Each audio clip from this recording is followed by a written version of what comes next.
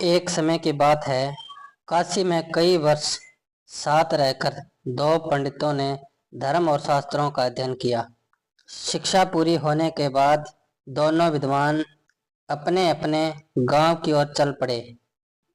तब यातायात के साधन तो थे नहीं। लोगों को एक स्थान से दूसरे स्थान तक जाने में कई कई दिन लग जाते थे। लोग दिन में चलते थे और रात में विश्राम करते थे। ये दोनों पंडित भी ऐसा ही कर रहे थे। एक बार दोनों नगर के सबसे धनी व्यक्ति के यहाँ ठहरे। उसने उनके रहने की व्यवस्था की और फिर अपने लोगों से कहा कि दोनों महानुभावों के भोजन का भी बंदोबस्त किया जाए। इस बीच समय पाकर धनी व्यक्ति दोनों के पास पहुंचा और उनसे चर्चा करने लगा। धनी व्यक्ति अनुभवी था। वह जान गया कि दोनों पंडितों में बहुत ज्यादा घमंड है। साथ ही दोनों एक दूसरे को मूर्ख समझते हैं। उसने दोनों से अलग अलग बात कर एक दूसरे के बारे में पूछा। जो जवाब मिले वो धनी व्यक्ति को दुखी कर गए। उसने विचार किया कि ये दोनों काशी जैसी जगह पर वर्षों अध्ययन करके आए हैं, लेकिन एक दूसरे का सम्मान करना नहीं सीखा। बहरहाल भोजन का समय हो गया था।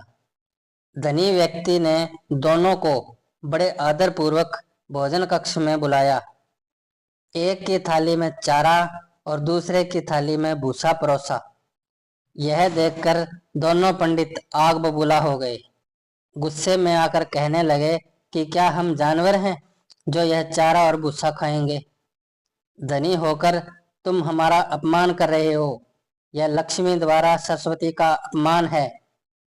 इस पर धनी व्यक्ति ने बड़ी ही शांति से जवाब दिया।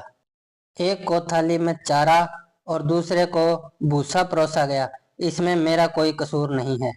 जब मैंने आपसे एक दूसरे के बारे में पूछा था तो उसने कहा था कि वह तो बैल है और आपने कहा था कि वह तो गधा है।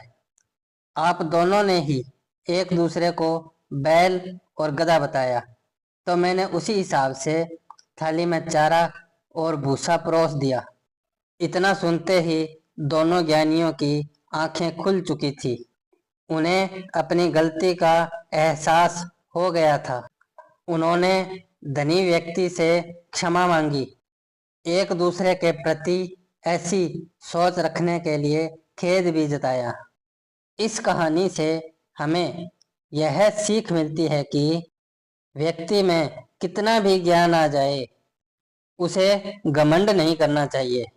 साथ ही दूसरों के प्रति बुरे भाव नहीं रखने चाहिए। अगर आपको ये कहानी पसंद आई हो तो लाइक, शेयर और सब्सक्राइब जरूर करना।